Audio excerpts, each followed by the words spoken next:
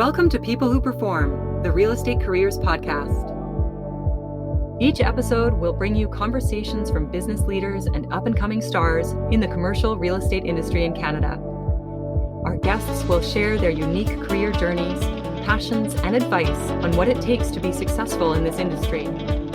This podcast is brought to you by Highview Partners, connecting people who perform in Canadian real estate. I'm your host, Richard Costello, and I'm pleased to introduce Carol Waldmann. Carol is the Director, Global Facilities and Real Estate for Hootsuite, responsible for real estate transactions, renovations, and construction projects for Hootsuite's offices across 11 different countries. A corporate real estate leader with over 20 years of progressive senior management experience within the public and private sectors. Prior to joining Hootsuite in 2019, Carol was a Senior Manager, Real Estate Services at BC Hydro, in which she led a large team in delivering a range of strategic and core real estate services for the Crown Corporation. Carol graduated UBC with a BA in English Literature and has an MBA with a focus on Digital Technologies Management from Royal Roads University. In our conversation today, we'll hear more about Carol's unique background and career journey to date.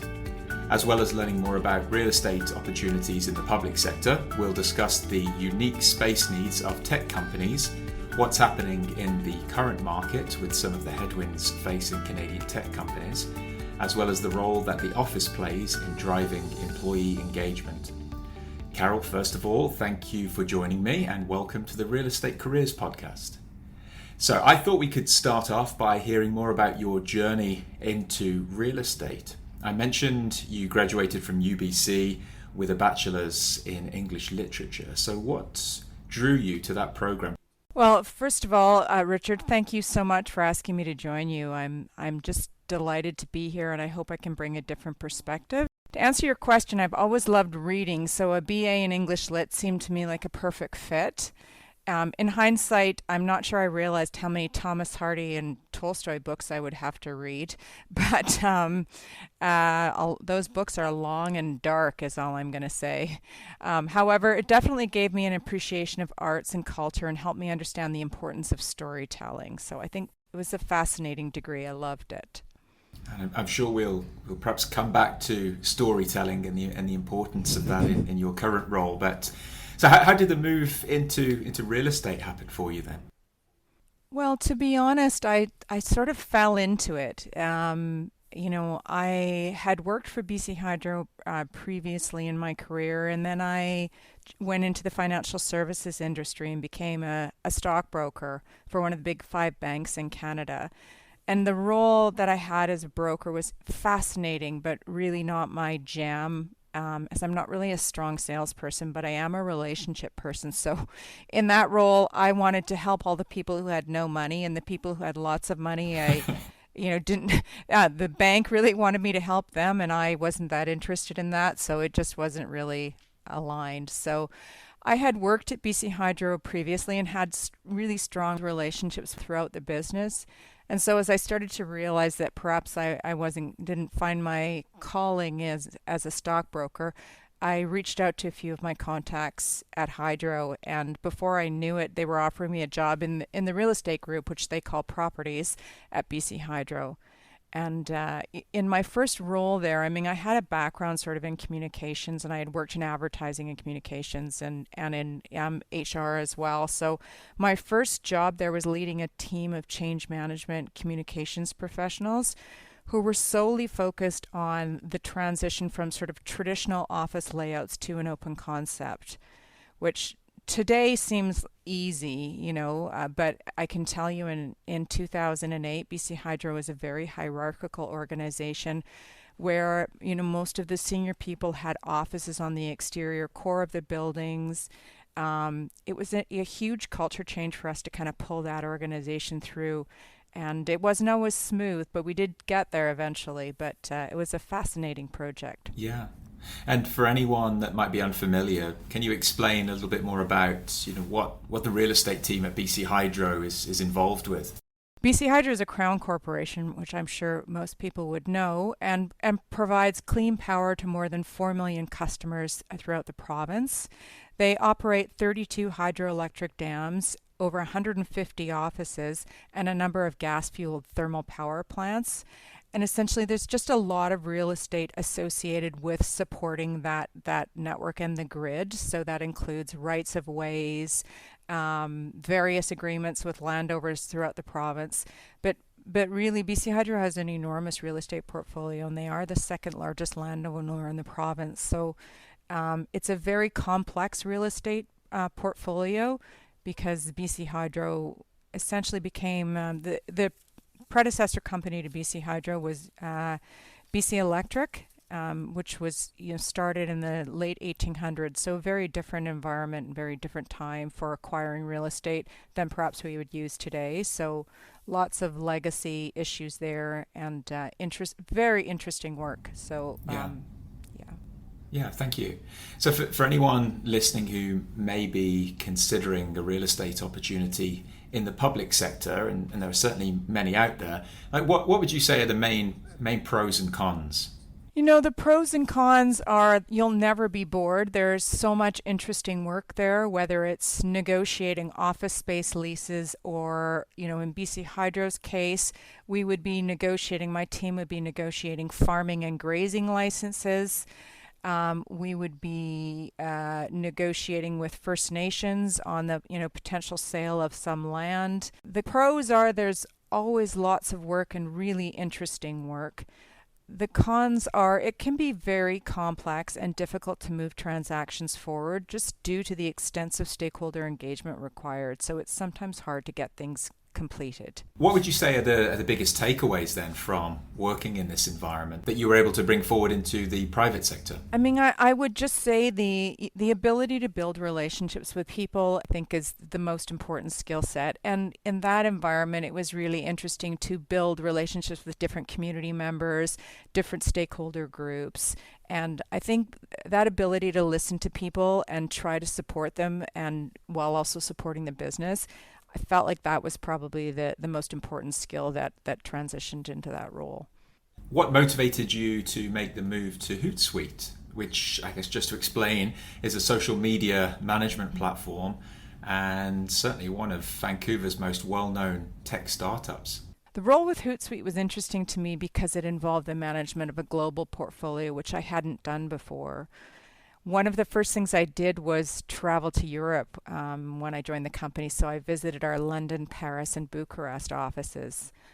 All of these locations had leases or office agreements that were about to expire. So I really wanted to see what was there, what they had, and talk to the teams and see if I could find some solutions that might save the company money and improve employee engagement. So since that time, I've really been focused on those two elements, saving the company money and trying to improve the employee experience.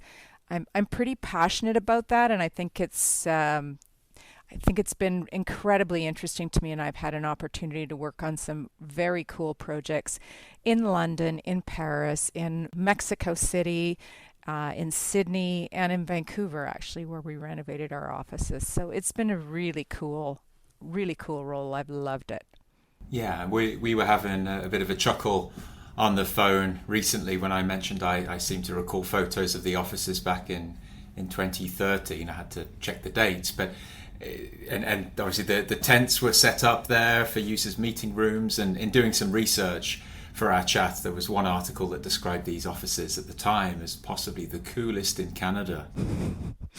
Yes, those were the days. I mean, Hootsuite definitely was one of the first, tech companies to have a really unusual kind of Canadian outdoor themed offices. We even had an outhouse in the office. Luckily, it wasn't a functioning outhouse, I'll tell you, but it was pretty cool. However, when you're having a confidential HR meeting and you're sitting in a tent, it's perhaps not the best soundproof. So we did get rid of those tents, I'm happy to say. Yeah, I was going to say trends do change, thankfully, and yeah, so those tents have hopefully been returned to the natural habitat. Exactly, they have. So, Well, Carol, I mean, you're the first guest on our podcast who's working for a tenant of office properties as opposed to like an owner or a management company. So to set the stage for our listeners, like, what can you tell us about your role as Director, Global Facilities and Real Estate? So my role is to oversee all aspects of our global office portfolio. That includes negotiating agreements or leases with landlords and or co-working providers, managing global health and safety, which was really fun during a pandemic, by the way, and managing all aspects of day-to-day office operations. Luckily, I have a team around the globe who helps support the daily operations of our offices, and we also oversee, the moves, construction, renovation projects, and office events, and just the general operations of the offices. So it's been really, really interesting. Yeah, fantastic. And you'd mentioned that you had the opportunity to visit your global offices, but yeah, what do you enjoy most about having this type of portfolio? For example, this morning I've already had two calls with our London office. I'm meeting with our Mexico City office later on this afternoon. It's just that ability to understand how the markets are so different in every location, which I think is fascinating.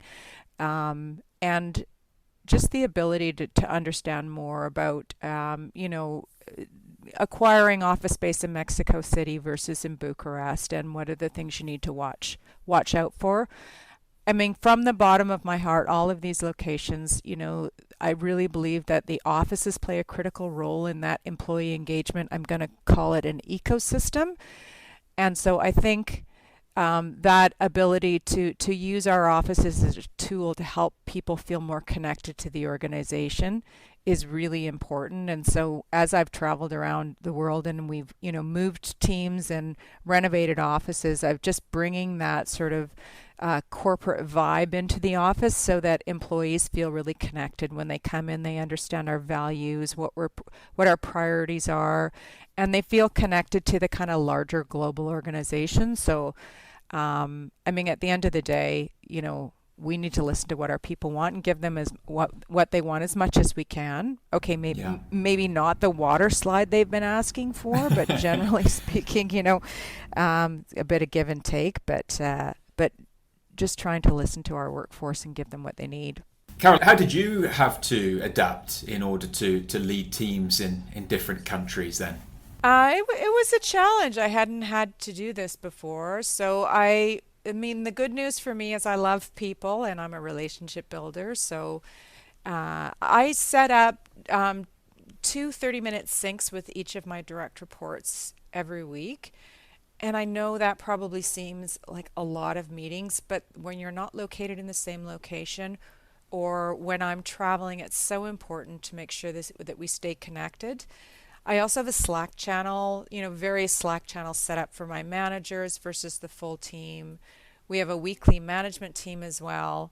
And again, it seems like a million meetings, and my perspective is always let's get them in the calendar. But if you don't need the meetings, you can cancel them. But often you'll connect and it won't necessarily be about business. You'll just want to connect and, share some personal stories. That's how you build teams is getting to know people personally and understanding about what's going on in their lives. So I found that's been quite successful, particularly in this remote environment where you're not standing by somebody at the water cooler having a discussion. So I think that's been quite successful. I've had really low turnover on my team, and I think we have a lot of fun together, so that helps as well. Are you looking for a recruitment partner that understands your unique hiring needs and can truly represent your business to the market? When you work with Highview Partners, it will feel like an extension of your company. Our process is proven to help you find exceptional talent, which we accomplish by understanding your company's values and culture first. We then commit to a strategic plan, navigate any challenges, and find the candidate who fits the role and your company best. Together, we will help you build a winning team. To discover more about our services, contact us today or visit us at highviewpartners.ca. Well, understanding that no two tech firms are the same in terms of their space requirements, Like, what are some of the main considerations that go into designing a space for a tech company versus like a more traditional occupier? I think we really look at the types of teams who are located wherever we are. So, for example, in our Atlanta office, we have a sales team there. And as a sales team, they're on the phone all the time. So they needed phone booths and meeting rooms and a lounge area where they could meet with customers. Versus the team that we have, for example, in Bucharest or Milan, where we have developers who need, somewhere to be able to scrum and connect with their colleagues. So in those locations, we added whiteboards, fewer desks and more kind of lounge areas and places where they could collaborate more. And the one thing we've done in a lot of the offices is we've added more branded elements throughout the space so that everybody globally, you may be in the Milan office and you may have Milan specific artwork in your office, but everyone feels connected to the larger organization because we've put kind of consistent branding in all those locations. So it's really, I mean, tech space is unusual because it needs to look cooler than your average office space. So it really needs to, and the teams needs to collaborate and connect. That sort of social element particularly the tech environment, that people want to connect. They want to be able to sit down and have a beer. They want to have a great cup of coffee. They want lots of biophilia or plants in the office. They want there to be cool colors and pops of style all over the office. So it's of coming from working in a government agency where any renovations that were done were really utilitarian, because at the end of the day you've got taxpayer dollars that you're responsible for. So working in the tech environment, you've got a bit more flexibility to use some kind of cool elements to the space. So we did things like murals, like custom murals and signage. And in our Vancouver office, for example, we added like a false skylight in the lobby to add some natural light in there. It's very fun, very interesting. Yeah, super creative. That's awesome. Well, just moving on. So thankfully, it seems like we're moving past COVID now in so many ways. But I can appreciate, and you touched on this, for someone in your position, it must have been a super challenging time, especially operating in so many different countries. So when you look back, like, what are the biggest lessons that you'll carry with you from those times? Yeah, it was a particularly difficult time, of course, as I was responsible for global health and safety. I remember the weekend we made the decision to close our Milan office due to the rapid spread of a flu-like virus. And one of the most important lessons I learned was that communication with the local leadership team is so important during times of crisis. I ended up setting up a biweekly touch base with our senior leaders around the world so that we could talk about how the virus was impacting their countries and their employees. And as a leadership team, we would brainstorm, for ideas of what we could do to improve, the employees' working situation with their work from home conditions. And we worked together to plan the eventual reopening of the offices. So giving those local leaders a voice with respect to what happens to their offices is so important. And so I guess that I would say is the biggest lesson, is making sure the local leadership team, rather than corporate trying to make decisions about what's happening in Milan, it's so important to give those local leaders a voice. So I understand that you took the opportunity at Hootsuite to make some big changes to the Vancouver office during the shutdown. So yeah, pretty exciting. But what can you tell us about this? Yeah, we took advantage of the downtime to sublease 32,000 square feet of office space and consolidate our 500 plus employees into 27,000 square feet that we had left within our portfolio. So we worked with the leadership team to make sure we understand the pain points in the office that we decided to consolidate in. And then we worked with our interior designers and furniture suppliers to solve some of the problems. For example, as I was saying earlier, the lobby was incredibly dark with no natural light and poor overall lighting. There was no branding in the lobby and just a couple of plaid couches and some ski paraphernalia. So we ended up, painting the interior core white. We were, added basically a front desk in there. We added some branding and some signage, and then we added this false skylight, which I was speaking about earlier, to add natural light. I really wanted people to feel excited and energized when they walk through the door of our offices. And, with the lobby the way it was, I just didn't feel people felt that. So I wanted people to be able to kind of take a deep breath and be happy to be there. So it's really been incredible. We also added a lot of plants and sort of colorful branding on the walls.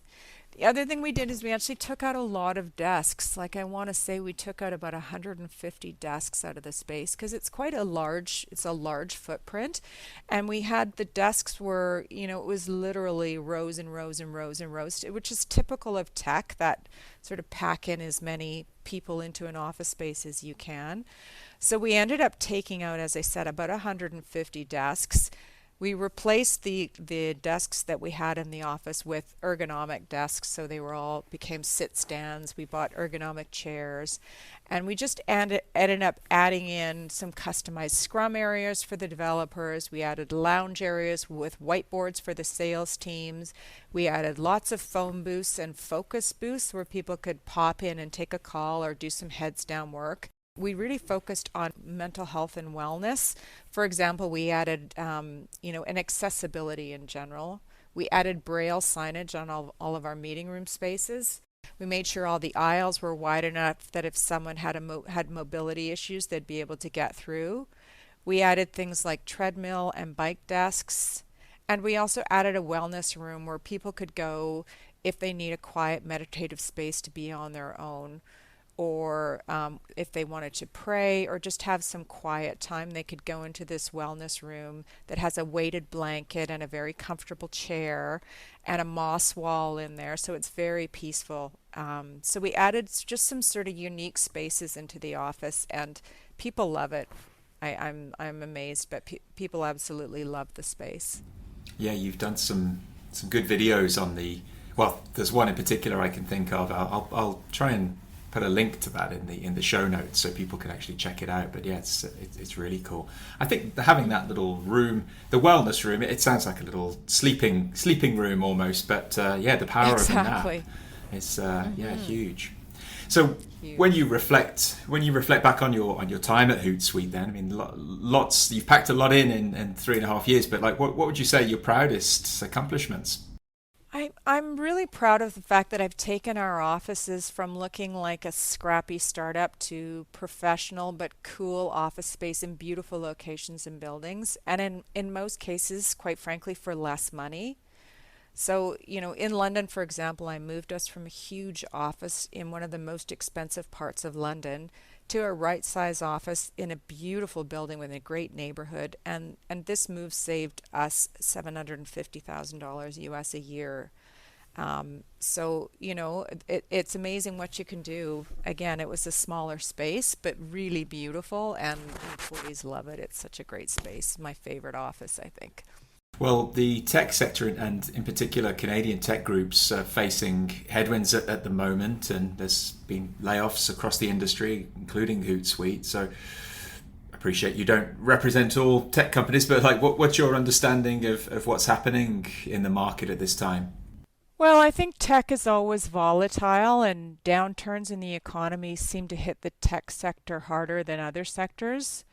The reality is, the tech sector will bounce back, but until inflation starts to normalize and the economy recovers, I think we're just going to be looking at ongoing periods of volatility, which sometimes involves layoffs. What do you predict then in terms of the next big trends in the workplace? I mean, does anybody even play table tennis these days?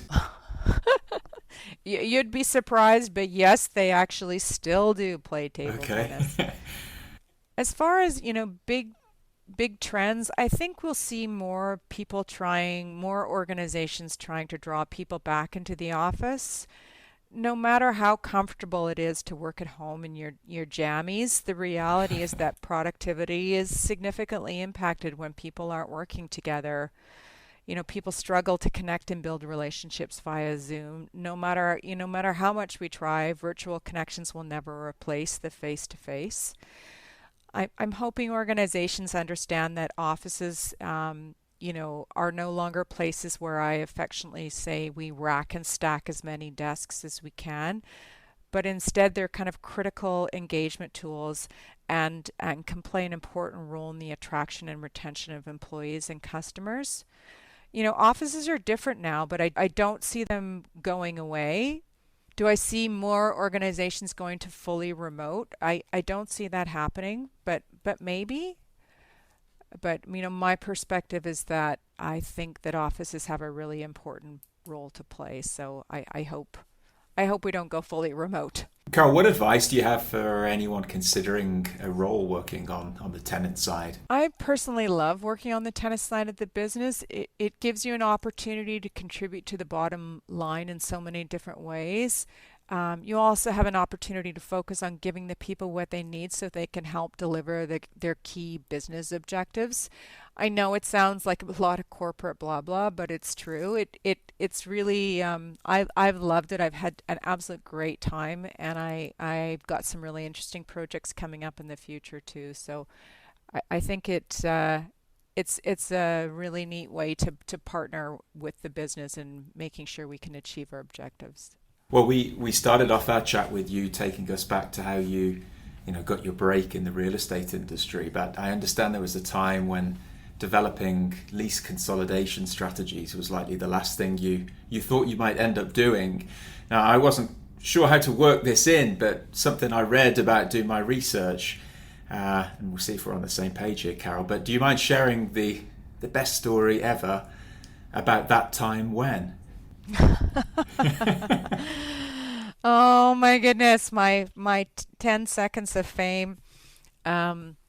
Sure. Well, when I was a university student, I started an all-girl punk band, and I couldn't play guitar, but anyhow, I've always been musical since I was little.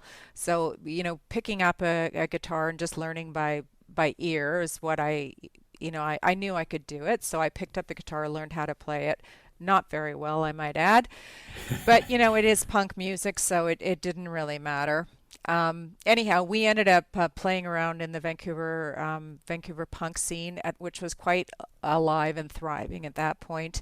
Our practice space was in the DOA house, which was not very clean. But we had an opportunity to play with a lot of really cool bands and be a part of the punk scene in Vancouver. So, one of those opportunities was we had an opportunity to open for Nirvana, who were up from Seattle for the weekend. And played with Nirvana and opened for them and met Kurt Cobain and the whole gang. So it was a pretty interesting time in my life, I'll tell you. I had no idea where my career would take me, but that was a pretty fun, crazy time. Yeah, no, that's a mic drop of a story. Well, how have you found the experience of being on stage and performing? Like how has that helped you in your work? I think it's helped me understand the importance of keeping your audience engaged. So whether I'm, talking to my team or talking to the leadership team at Hootsuite or at BC Hydro or wherever I've been, just that importance of keeping your audience engaged. So I think that's been a really big learning for me, and making sure your audience is interested in what you're saying, and that you keep your stories short and sweet, and give them what they need and want. Fantastic. And how important is music in your life today, Carol?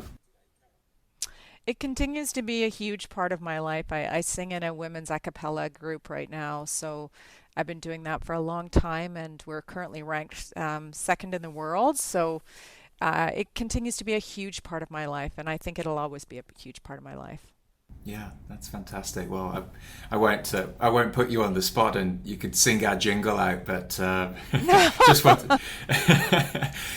to say thank you for your time and sharing all of this. That's a great story to finish on, but some really interesting things to take away here. So thanks, Carol. Thank you. Thank you for listening to People Who Perform, the Real Estate Careers podcast brought to you by Highview Partners, a talent search and recruitment firm focused exclusively on Canadian real estate. If your real estate team is looking to find the best next hire, or if you're ready to make the best next move in your career, then reach out to Highview Partners today.